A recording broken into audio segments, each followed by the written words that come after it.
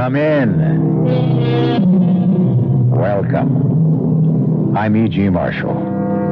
Welcome to the world of terrifying imagination. Once upon a time, there was a poor and common man named Matthew Maul, who owned a couple of acres that were desired by a rich and titled man named Colonel Pynchon, who wished to build a house on the property. Since the colonel could not acquire the land by lawful means, he took others.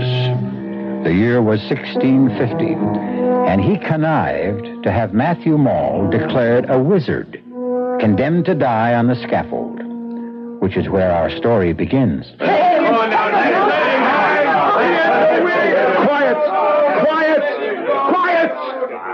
You have not heard the last of Matthew Maul. You or your children, or your children's children. In particular, you, Colonel Pynchon, and all the family who follows you. Look at him, everyone, as a dying man makes a promise. Colonel Pynchon, God will give you and yours blood to drink.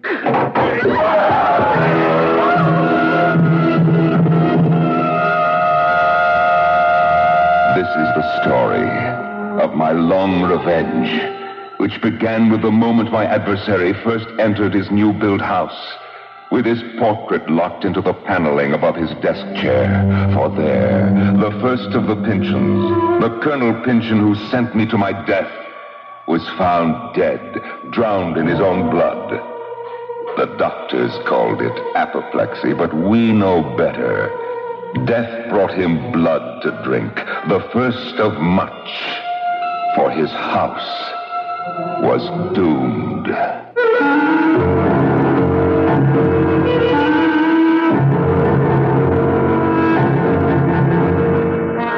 Our mystery drama, The House of the Seven Gables, was especially adapted from the Nathaniel Hawthorne classic for the Mystery Theater by Ian Martin and stars Norman Rose. It is sponsored in part by Sign-Off, the Sinus Medicines, and Anheuser-Busch Incorporated, Brewers of Budweiser. I'll be back shortly with Act One.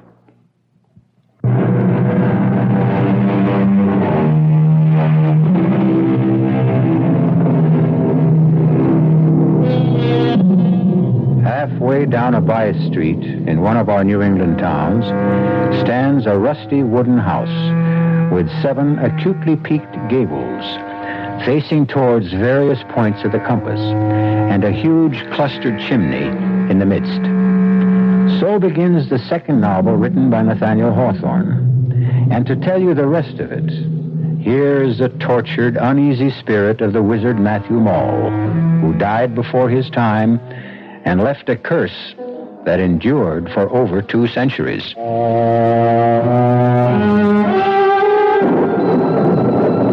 38 years is my grave, and yet I rise from it as casually as an ordinary man from his bed.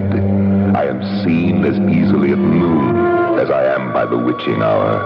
I am an extraordinarily pestilent ghost, and I have left an estate which will mangle and torture and destroy at last the whole clan of Pynchons. Shall we take a case in point? Yes? Well, what is it? You sent for me, Mr. Pynchon. The name is Matthew Maul, son of him who built this house for your grandfather, grandson of the rightful proprietor of your soil. Oh, the ancient dispute. That matter has been settled by competent legal authorities. In favor of the family Pynchon. Self-evidently. I am in residence and you are not. Then stay here and rot. A moment, Mr. Maul. Will you attend me in the living room? At your request. To what purpose? Well, perhaps to our mutual interest. There's a legend that my family, that, to be precise, the same Colonel Pynchon who looks down on us from above the living room fireplace here, had a deed to certain vast real estate holdings from an Indian grant. holdings of incalculable value. I've heard the story. Are you also aware that in the settlement of the estate, no deed was found to lay claim to them? Oh, yes. But his claim was on the verge of settlement when my grandfather died suddenly. In answer to my grandfather's curse. Of apoplexy. Which is, in non-medical terms, not far from literally drinking one's own blood. I did not bid you here to renew old quarrels, simply to make you a proposition. Very well, I'm listening. There's a rumor that whatever quarrel lay between our ancestors, yours was the one made the best bargain in the long run. By being hanged? However he died, he was only a step or two ahead of the colonel. For while the colonel won out in buying and owning the land Seven Gables stands on, he lost a kingdom when the deed to half the state of Massachusetts was lost. Or hidden. Mr. Pynchon, what is your proposition? Your father was the architect of this house. He might have secreted the papers somewhere or built some hidden chamber for them, which my ancestor, Colonel Pynchon, died too suddenly to reveal. I would be willing to pay well for information leading to them. I cannot believe the colonel would have concealed something that was not his to hide. But there might be a chance for you to recover those papers. Hmm? How? I'll make a contract with you. This house and the property. For the papers, if I can locate them. No, damn me, if I'll permit it. Did you say something, sir? No. Why? Well, I could have sworn I heard a voice. Well, I'll meet your bargain if you can find the Indian grant. I'll need some help. I don't know where the papers are, or if they exist. I do know that to locate them, I need the help of a medium. I don't understand. You have a young daughter named Alice. Bring her here. From outside the oriel window, hoard with frost against the roaring fire within, I watched my grandson toy with this Pynchon, whose only desire was to flee the dread house and live abroad. And by virtue of my right as a man taken before his time, I kept invading Matthew's mind and making it mine as far as I desired. My daughter, Alice, may I present Mr. Matthew Maul? My pleasure, Mr. Maul. Will you be seated? Father? Do as he asks. Very well. Now, I ask you to fix your eyes on mine. From the moment that gentle girl raised her eyes, she was ours, mine. It was enough, perhaps, that already the Mauls had the reputation that they could enter people's dreams and that no grave could hold them. By now, there was a further belief that they could mesmerize the unwary. There is your daughter, Mr. Pynchon. Speak to her. Alice! Alice, answer me! Oh, softly, softly, Mr. Pynchon. Is it my crime you have sold your daughter for the hope of getting back a sheet of yellow parchment? What would you do with her? Why, only as you asked. Use her as a medium to try to make you rich. How? You'll see. Unless you wish to call our barter deal off. No! But proceed in God's name. Very well. Listen to me, Alice Pynchon. Listen with your mind. Cast off your body. Think. Think back away through the years, but cling to me. Let him who holds the secret of the Indian land deeds come forth peaceably and without delay. Call him. I know not who he is. Then ask. Colonel Pynchon? Great-grandfather? Can you hear me? Can you hear me? Call on my grandfather, whom your great-grandfather hanged. Matthew Maul? Matthew Maul? Are you there? Speak. I hear you in the grave, Miss Pynchon. Oh, what rare sport to watch your father Gervais shivering in mortal dread, and you, my fine lady, no more responsible for your actions than a puppet. And my grandson, speaking words and using powers only I could confer on him. But the secret? The secret I am not yet ready to divulge.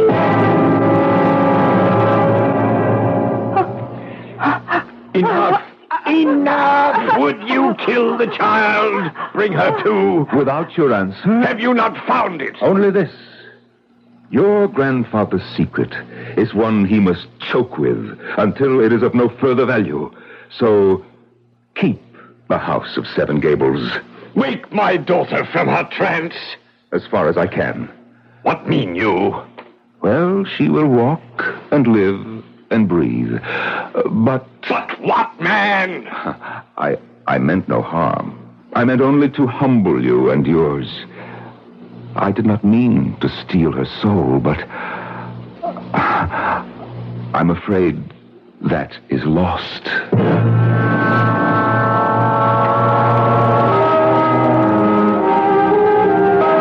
The years rolled by, and generation by generation, I took my toll on the Pynchon brood. The once proud family dwindled and thinned out. I have had little need to move my rusty bones or decaying flesh, since they have wrought their own destruction, save till now. But in this century, I must arise again. Cousin Hepzibah. Geoffrey Pynchon, what brings you to Seven Gables? Why, I take it since you've opened a 1-cent store, it is open to any member of the public? Not to you. Never to you. Judge. Judge not, that ye shall be judged. Well, surely after all these years, and in respect of what I've just arranged for Clifford... You are not welcome in this house. Not even in a public shop, Hepzibah Pynchon. The shop is a necessity, now more than ever. Because of Clifford's return? Oh, surely you know if you're in need you can call on me. Or bring your brother and yourself to live on my estate. Oh, you know I will take no charity from you, now or ever. How dare you offer it after what you've done to Clifford? I? Yes, you hate him. For what reason, I know not, but hate him you do. You do me wrong, sweet cousin. But I am a forbearing man. I bear what crosses God sends me to bear. I will not trouble you more now, but wait for Clifford's return.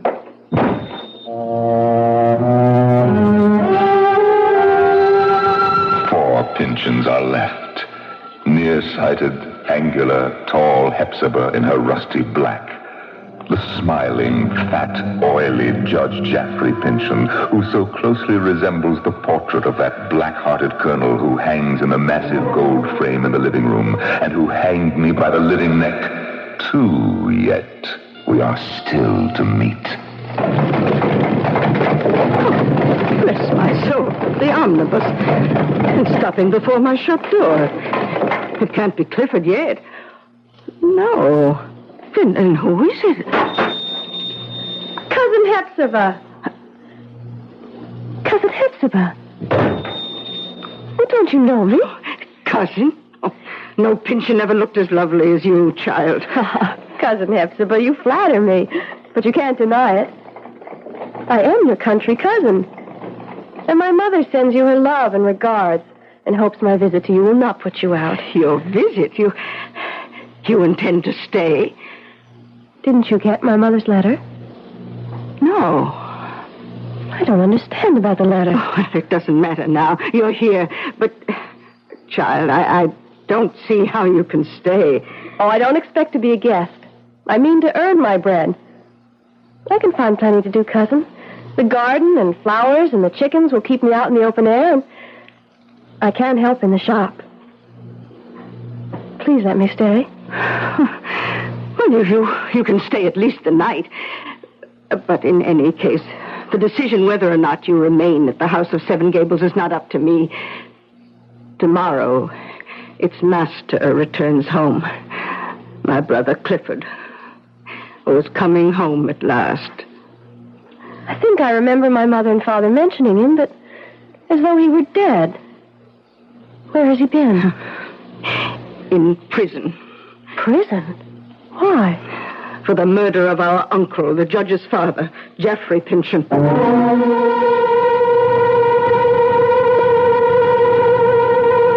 One other young and unsuspecting girl, Alice Pynchon, came to grief under the shadowed gables of this brooding old house.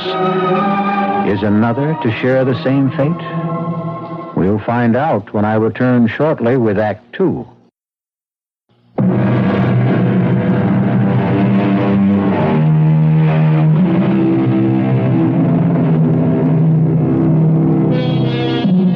This is not my story, so let me quote from the man who first told it. The mysterious Clifford is about to return, and here is how he is foreshadowed in conversation between Miss Hepzibah Pynchon and the newly arrived Phoebe. 31 years ago, my uncle, master of this house, was found dead beneath the portrait of our ancestor, Colonel Pynchon. Death was accountable, the authorities decided, to a blow on the head. Since the desk and his private papers had been rifled, it was suspected that it was robbery and accidental murder committed to avoid discovery. By Cousin Clifford? Oh, I shall never believe that. Oh, you will see for yourself when he returns how gentle, sweet, unworldly. Oh, Clifford could never have been guilty. I'm sure from that kindly face you showed me in the miniature he was wrongly judged. No question of that. Just as I am sure that Cousin Geoffrey, why I cannot understand, was the one most instrumental in sending him there. How could that be? It was he who discovered Clifford by the rifle desk, our uncle lying on... Oh, hush. Dear Cousin Hepzibah, think of the present and not on the past. Soon Cousin Clifford will be home again. But surely it grows very late if he is coming today. Oh, well, you'd best off to bed. Perhaps I should greet him alone.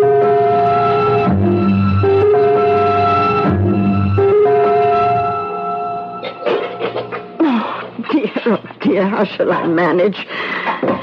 May I help, Cousin Hepzibah? Oh, I'm old thumbs when it comes to cookery.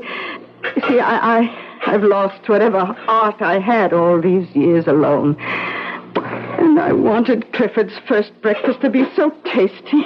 You have a fire going bright enough to chase the morning dusk.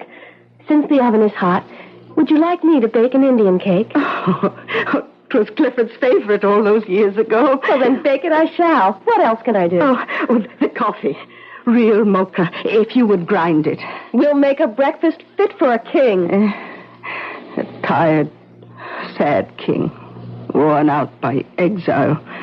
Is he not well? You shall see for yourself soon enough, dear Phoebe. Oh, hush, he's coming. Oh, let him see you first, Phoebe. He likes bright faces, and mine is old, set in a scowl. Clifford, dear, let me help you. The weakness is locked inside Hepzibah. Nothing you or anyone can help. But we are not alone. No, he is Phoebe. Phoebe, Arthur's only child. You remember I told you about her last night. Phoebe Pynchon. Phoebe. Arthur's child. Yes, I forget. You are welcome. Thank you, Cousin Clifford. Oh, come sit here. Take this chair. Is this you, Hepzibah? How changed. How changed. And are you angry with me? Oh, why should I be angry? And why do you bend your brows so? Oh, Clifford, there is nothing but love here. If I scowl, it is only habit that has gone before. Cousin Hepzibah's only worried and concerned that you should be happy. Then why do we keep that odious picture on the wall? Why can't we... What is that sound? Why, that is... Phoebe, will you answer it? Of course. That is the tinkle of the shop bell. Shop bell? Yes, sir. Ah, then, has Miss Hepzibah's shop opened under such favorable circumstances that she needs an assistant as attractive as you? I'm a cousin of hers, on a visit from the country. Well, in that case, I suspect you are a kinsman of mine. Let's see, oh, yes, little Phoebe Pynchon. I am your kinsman, Judge Pynchon, my little niece. Oh, surely I must pay you welcome. Oh, you resist me. I had not meant to. Oh, it's quite right, quite right. A young girl, especially a very pretty one, cannot but be chary of her lips. I did not mean to be unkind. Oh, I accept that. But are you afraid of something? Nothing I know of. I'll just step in and... What do you want, Geoffrey? Why, simply a short visit with my... No. He cannot see visitors. I warned you to take care. Clifford is on the brink of a blacker fate than yet possessed him. I need to see him. No, Hepzibah. Don't let him in. Beg him on your knees if you must. Ask him to have mercy. Mercy. You heard. I heard. But must I... You will not let me see him. I want to protect him. As you will. But you do me great wrong, cousin. I only wish to help him. I will find some other way.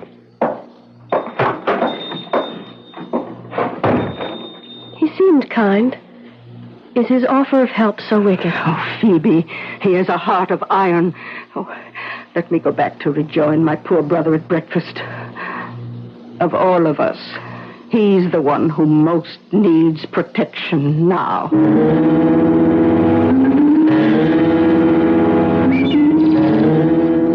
Don't do it, lady. What? Drink from that. Or even wash your face. I was only looking at my reflection in it. May I ask who you are, sir? Oh, forgive me. Miss Pynchon has not mentioned me? Mr. Holgrave, the boarder. The same, at your service. And you must be Miss Phoebe. Which gable is yours? Oh, my window is the one...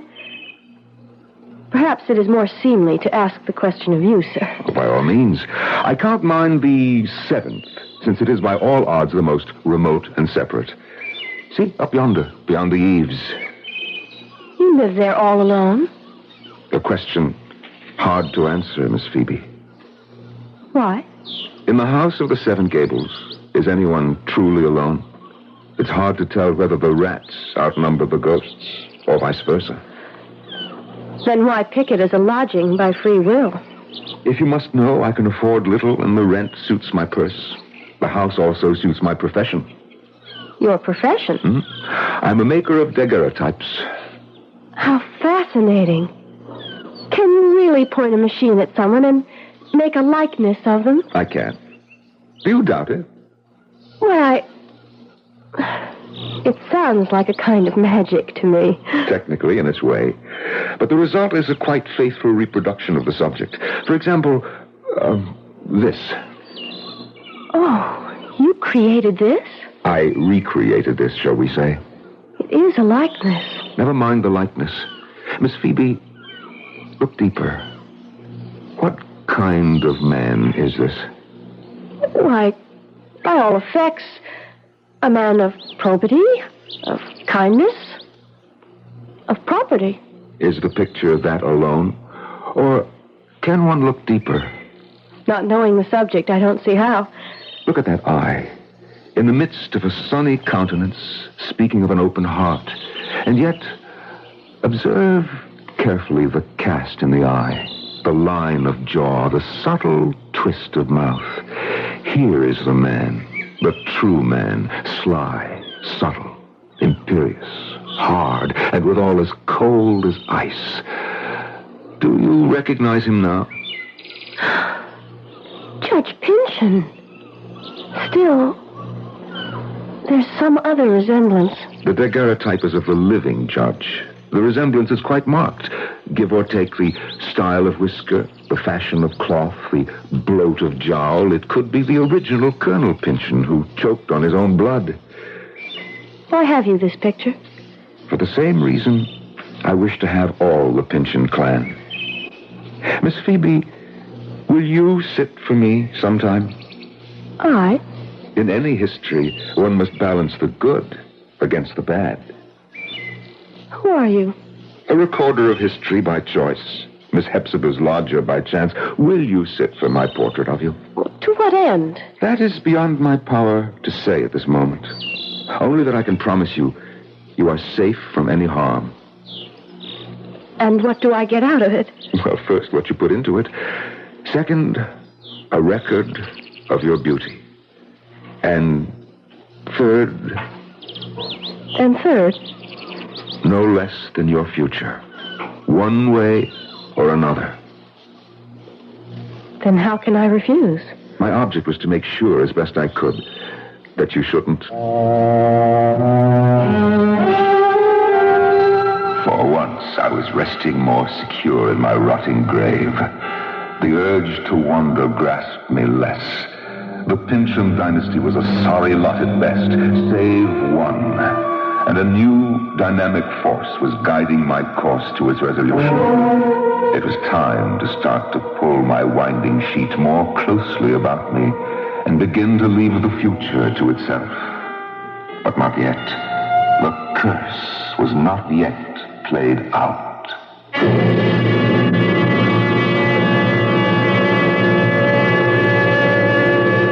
The mysterious Mr. Holdgrave. Who is he? What threat does he pose to Phoebe? Perhaps the only breath of sanity to blow sweetly through the dusty corridors and winding staircases of both the Pynchon history and the house that encloses the living, as tight and inescapable as the coffin in the grave. We'll return shortly with Act 3.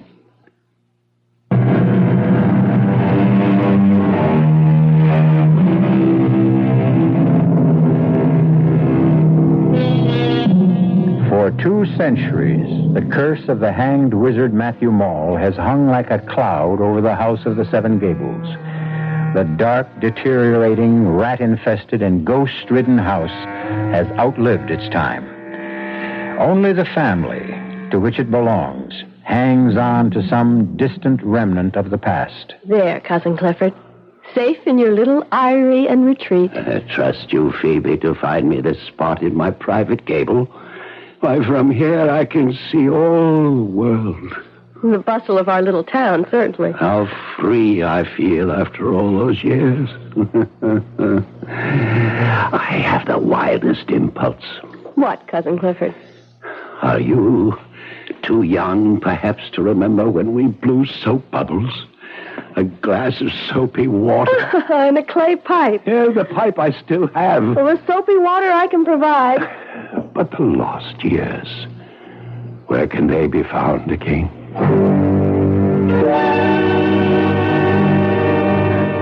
I wish his life were more than a shadowed gable overlooking the street.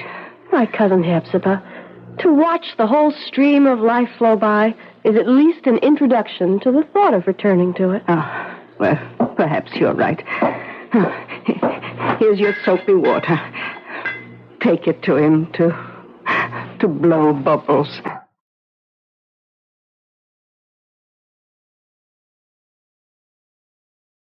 My window on the world, Phoebe. The best vantage point in town. You picked it for me. And without your support and love and interest, I suppose I should have just let the world go by. Well, you can't do that if it's passing right by your feet. Dear little Phoebe, you almost make me human again. That band coming by. Open the windows so that the sound can rumble into this lost, dark cave. There. Is that better? I scarcely know. I get infected with strange madnesses, like when I flew the soap bubbles and one burst on Geoffrey's head. Perhaps I should never get too close to life. What do you mean? You know the feeling when you're on a height. It is exciting, exhilarating, until you look down. And then there is this wild compulsion to throw yourself, to dash yourself to the ground. But Cousin Clifford, everyone feels that. Save that everyone doesn't do it. Of course not. Save me. I cannot help myself. No, stop. Let me go. No. I can't help myself. But I can. Cousin Epsimus! Cousin Epsimus! You can't stop me. Nothing can stop Oh, help! me. Help! Stop him, please! Stop him!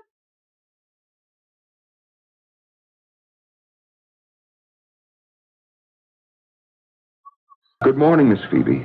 Mr. Holgrave, how can I thank you? For what? For answering to my cry? For helping me hold back my cousin Clifford? It's only fortunate that I was nearby. I don't know how to explain. Why should any of us try to explain the human effort, drive, psyche? We all react to our impulses and dreams to a greater or lesser degree. Did your cousin really want to jump? I was with him. I could scarce hold him. Why would he pretend? Why, indeed. At least there was no disaster. I'm glad I was part of avoiding that. I can never thank you enough. How can I do something in return? Sit for me. Let me make a daguerreotype of you. That's simple enough. But why? I wish I felt myself free to answer that completely, but, well, at least one obvious reason. There should be some permanent record of your beauty. I'm afraid you overstate your case.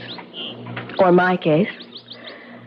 So I must admit that even if you had not half admitted it, I would suspect you of some ulterior purpose. You never have quite trusted me, have you? It's just that I sense you are not quite what you seem to be. I don't know what I feel. What do you want my image for? Say that I want a record of the Pynchon family. And that alone? No. My other purpose, I must keep to myself. I could refuse. I hope you won't. It would be ungracious of me. I offered to do something in return for helping save Cousin Clifford's life. When? The sooner the better. There's a skylight in my gable room. The afternoon light would be perfect. If you'll meet me there at 5, I'll be ready for you. I never thought to see the day I would harbor any kindly thoughts for any Pynchon, but I find I have it in my heart to accept poor, withered Hepzibah and the half-mad Clifford. And as for Phoebe, well, she shall have an unseen protector observing from beyond the skylight window. There now, Miss Phoebe, we're ready to begin. Should we not have the door open and the windows unshuttered? No. I want no other light source than what strikes across my shoulder to you from above. And we must catch it now. All right, are you ready? What must I do? Well, lift your eyes to mine, above the lens. So, now, relax. Think of something soothing. Blue sky.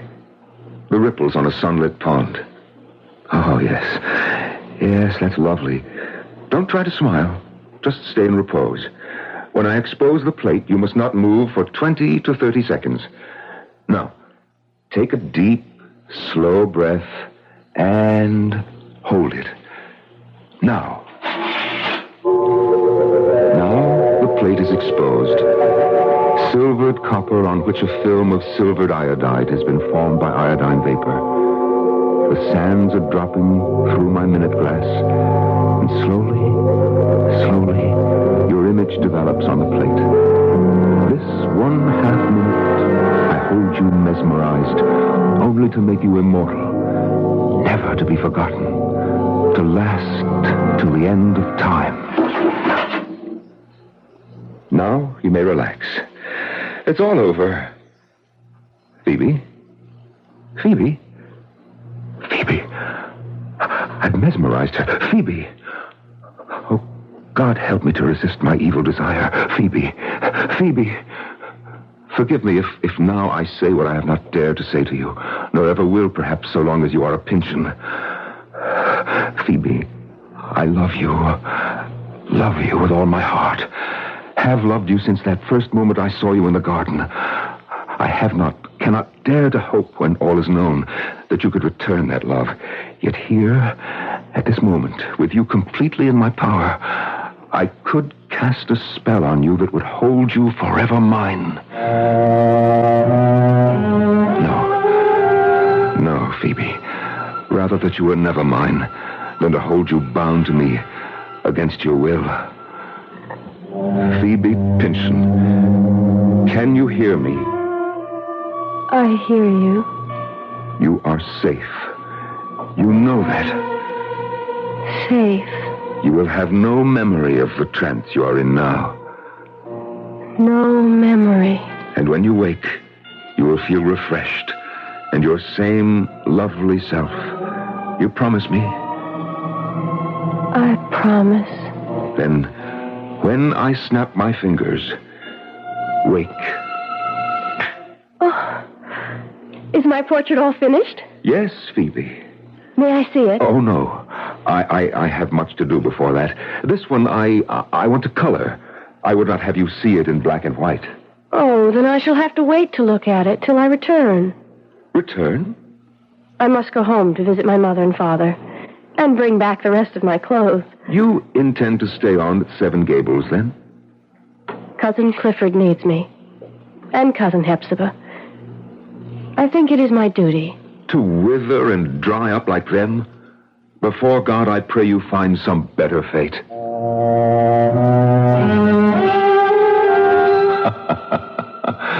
Some better fate indeed. Back in my grave, my bones are ready to settle to eternal sleep, and the curse is ready to be wound up. And the day after Phoebe left became the beginning of the end. Look at him, striding along the street toward the 1-cent shop, the picture of a man who owns most of the world and who intends to clutch the rest of it to him. The 200-year reincarnation of the Pynchon who put me 6 feet under. Judge Jaffrey Pynchon. Oh, Judge Pynchon. Yes, Cousin Hepzibah, the same. What do you want? Well, what else, cousin, but to have done with all this? I want to see Clifford. No. It is my purpose to do so before I leave this house. Haven't you done enough to him? 30 years ago, our uncle died. His immense fortune was left to me, save for your life interest in this property and the house of the Seven Gables. To Clifford, not to me. Some months before our mutual uncle's death, Clifford boasted to me that he knew the secret of incalculable wealth. I believe that at this moment, if Clifford retain his wits and, if he chooses, he can tell me where the riches can be found if he chooses. And if he can't, or doesn't? Back to the dungeon. I'll await your bringing him in here in the old colonel's chair. It should in any case have been mine by right. Oh, I wish you ill of it. But I shall go find Clifford. So come the years full circle. Revenge is as dusty in my mouth as these old bones which moldering cry for eternal rest. Only one more remains who deserves his fate, the same one that overwhelmed his liverish ancestor, who still pouts like a peacock in the frame of the portrait behind the judge's head. God give him blood to drink. No, no. My watch. I have appointments to keep, important things to do. I can't. I can't. Drink deep and die, and dies the curse with you.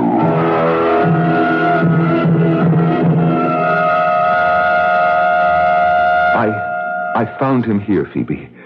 Dead of apoplexy, the last of his line. But Hepzibah and Cousin Clifford... They inherit the judge's country estate, bright with sunlight, with no dark gables to hem them in. I've already moved them there. I'm so bewildered. What shall I do now? Phoebe, I have an offer. What? Well, first, let me reveal who I am and what I know. A 2-century-old secret guarded to prove that might is not always right. Look, the curlicue pattern around the portrait.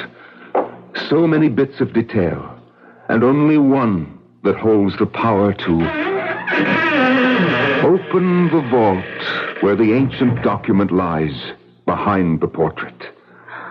All that blood for a piece of parchment, clothed in the dust of 200 years and not worth even the paper it's written on. A sad and silly secret handed down to me. But who are you? Like you, the last of the Pynchons, I am the last of the Mauls. Matthew Maul. And with the end of the family curse, I feel reborn. Or will if... If what? Matthew? Shall we end it all? Will you marry me, Phoebe, whom I love beyond all, and put an end for good to family feuds and tragic doom? Oh, yes, Matthew. Yes. On one condition. You have only to ask. That we leave and shut up forever the house of the Seven Gables.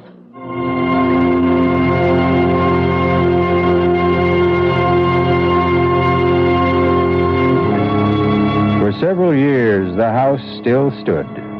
There were those who, passing it after dark, swore they could hear the tinkle of the harpsichord Alice Pynchon once used to play, the sound of the 1-cent shop bell, the cough of a man choking. But in a very few years, this had little of flesh or blood left in it, like all legends about haunted houses. This one's only special claim to fame was that it had, if you counted them, 7 gables. I'll be back shortly.